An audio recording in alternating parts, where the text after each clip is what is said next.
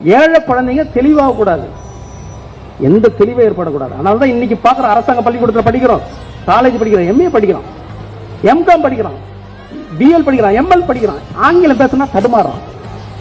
First ஸ்டாண்டர்ட்ல இருந்து அந்த ஆங்கில மொழி இருக்குது, அதை பாஸ் பண்றான். 10th கூட ஆங்கிலம் இருக்குது, பாஸ் பண்றான்.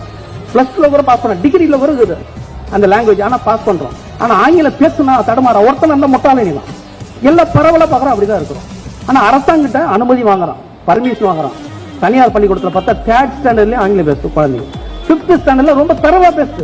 அப்ப அந்த சிஸ்டம் பேச வைக்கிறது, இந்த சிஸ்டம் பேச வைக்கல. கவர்மெண்ட் சிஸ்டம் பேச வைக்கல. கவர்மெண்ட் கிட்ட இருந்து அனுமதி வாங்கி பர்மிஷன் வாங்கி நடத்துற பள்ளிக்கூடத்துல 3rd ஸ்டாண்டர்ட்ல படிக்கிற குழந்தைங்க பேசுங்க, 5ஆம் கிளாஸ்ல ரொம்ப தரவா பேசுங்க. அப்போ அரசாங்கம் நடத்துது எப்படி கவனமா நடத்தணும், எப்படி அறிவை கொடுக்கணும் குழந்தைங்களுக்கு, உலக அறிவு எப்படி கொடுக்கணும், அரசியல் அறிவு எப்படி கொடுக்கணும், சட்ட அறிவு எப்படி கொடுக்கணும் தெரியாத இன்னைக்கு இப்படிதான் நிலைமையா இருக்குது.